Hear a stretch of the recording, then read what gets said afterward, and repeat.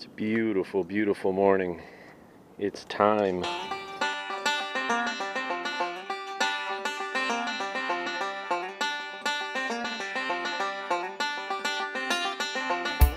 I've got a couple hours this morning before I have to go do some work. It's early, so I'm going to try not to talk too loud. Yeah, that's not true. I'm going to do what I got to do. It's time to get the lift pump replaced on this, change the fuel filter, and see if we can get this thing running. I want to be able to look at these gauges and see how they work. I haven't taken the plastic off yet, still. Stupid. Yeah, buddy. I love these wheels. Oh, I like them. They're polished. They are so cool. So cool. Oh man, this. I gotta look for. Hey, get out of the way. I gotta look for a different grill. Anyhow, I was a little cracked up. It's funny, I get the little details of this truck working, such as the underhood light, and then I got to unplug it because I'm under here wrenching with this thing, and I don't want that thing to be burning for hours. So here's my game plan. My game plan is it's going to be a glorious morning. I'm going to pull this filter housing off. It's just 2 bolts onto the block, and this fuel line, I could loosen this fuel line, and on the supply line side of it, I'll just DC it from the lift pump. It's got to come off anyway, so yeah, let's get crack-a-lacking on this one. I'll be right back. Alright, let's take a look and see where we are right now. I did remove the fuel filter housing. It's 2 bolts. I left the intake hard line attached. No sense taking it apart. I don't have new copper washers for that banjo bolt anyway, so it had to come off of here. I got the pump out. That was pretty easy. This just seemed to make the most sense. Otherwise I'd be laying on my back trying to reach around the starter. And I'm certainly not going to remove the starter to do this work. But 2 bolts on the housing, 10mm bolts, popped right off. I didn't even disconnect the wire harness for the fuel heater. Yeah, buddy. Alright, let's take a look and see what we pulled out of here. So here's what the old pump looks like. It's a rotary vane pump. I looked through all my stack of paperwork and there was no indication that he ever did a lift pump on this thing, so this very well could be 1999 vintage. It kind of looks that way. It looks pretty crusty. And here's what's interesting, right? I went with the Napa filters just for this reason. Okay, they're premium, Napa Gold premium filter because it's made in the US. And then when I was looking at lift pumps, I went with a Carter pump. Simply for this reason, not simply, but I went with a Carter pump because of this. Okay, it's made in the US. It's a rotary vane pump, no different than the OEM one. Looks exactly the same, but here's what's interesting, at least interesting to me. The original pump, I don't know how well you can see that. This is a Carter pump as well.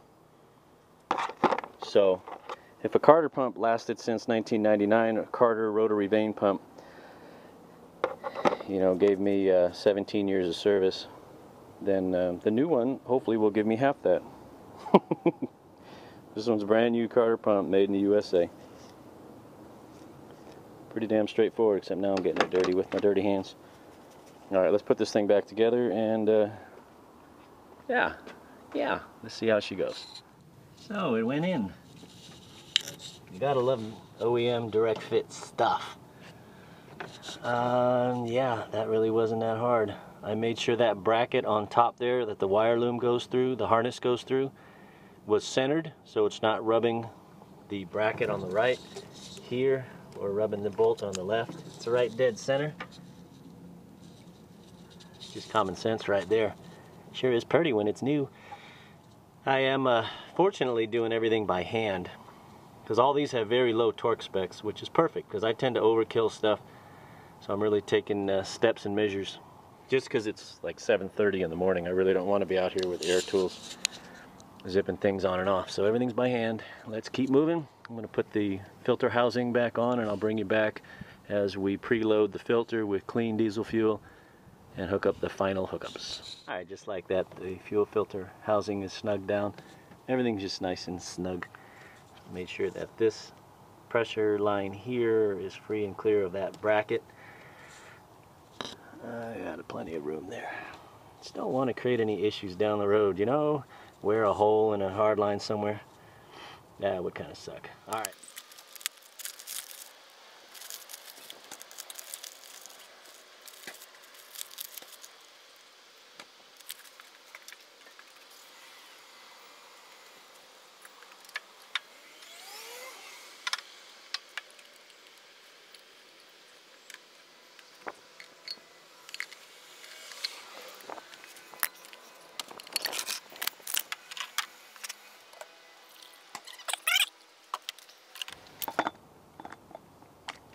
Ah, frick.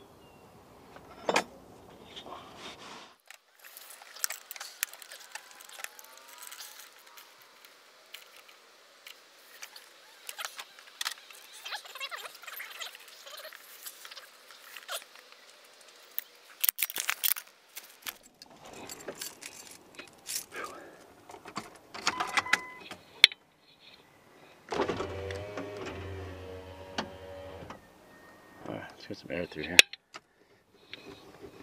Let's bump the starter, bump the engine. Let's see if we can get the fuel pump to prime.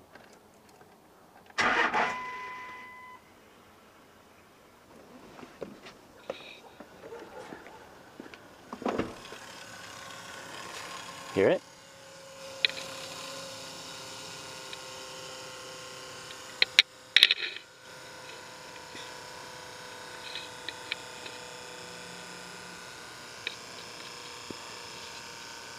And stop. Ooh, I could hear percolating inside the injection pump. Well, I wonder if we have fuel pressure on the gauge. I was more interested in seeing if we had leaks. Okay, ready, and try this again. We don't need to wait for the cycle.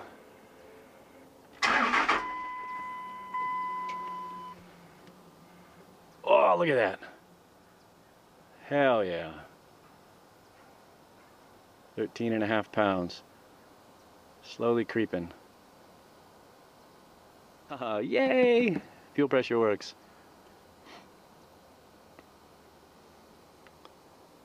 Alright, it just shut off. And it drops back down. Okay, so I'm guessing it doesn't hold pressure at the fuel filter canister. All right. What do you think? 2 primes? You boys want to see if it'll start? And girls. I'm sure I've got 1 or 2 girls that watch this video. All right, let's try this. Whew, cold start. No exhaust gas temperatures. Come on, buddy. And go. All right, we'll hold off a minute.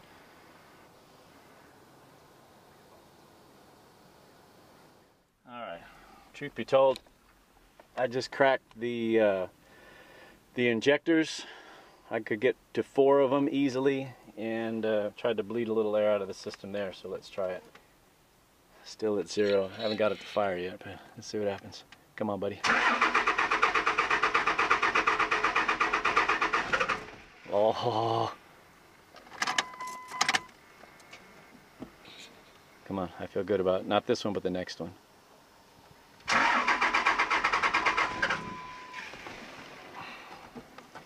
One more time. Come on.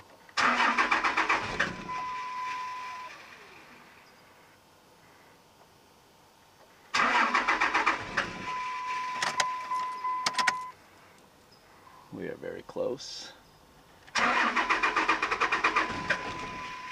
Come on, buddy. Buddy. Buddy.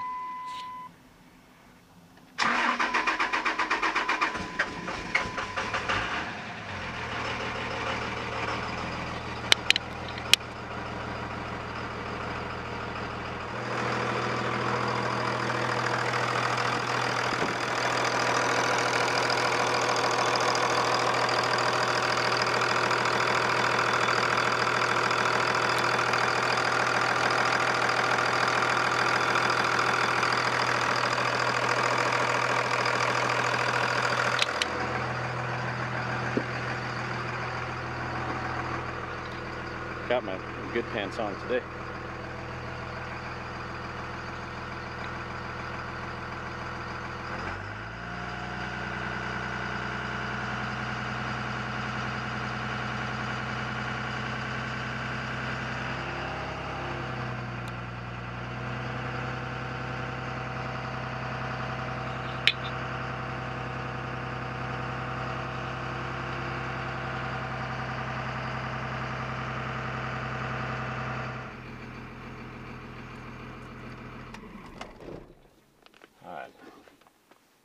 Let's see if it'll start.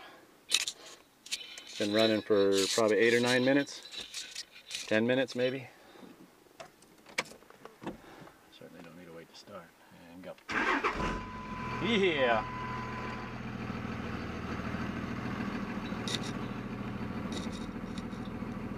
You guys are not holding on, are you? Let me try something. I did not think this through.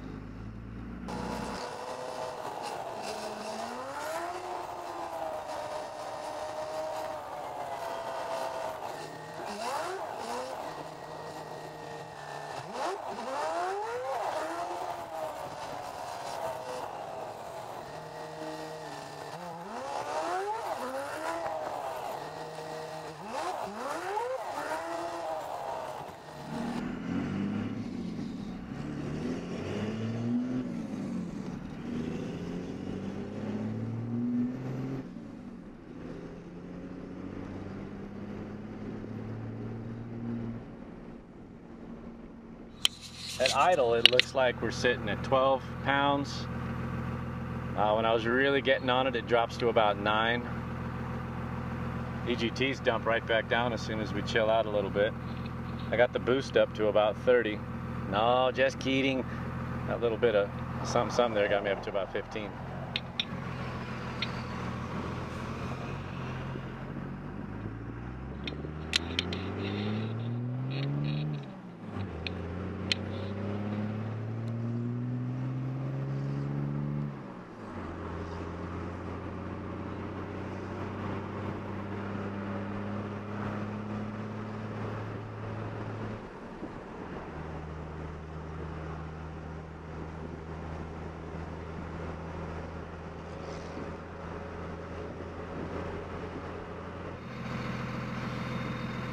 So it's been running for a good half hour up and down the highway.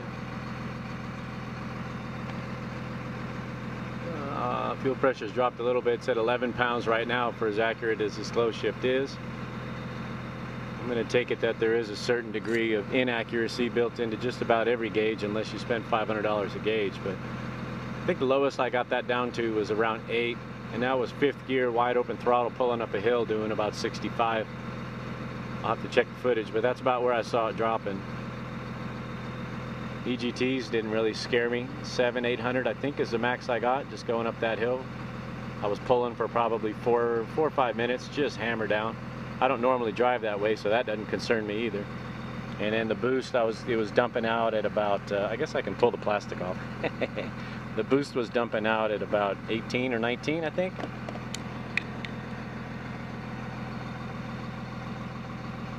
We're at operating temperature, although now that I pulled in, it's lowered down.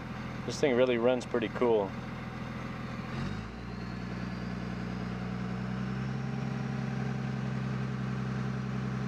It likes to sit right about 10. Kind of normal freeway driving, about 1600 RPM. It sits right about 10 pounds. Let's do a warm start. Let's see if she fires. Now I just need to, okay, now I just need to change the power from that. I haven't done that yet, but I will here in a minute. Let's see, and go. Yeah.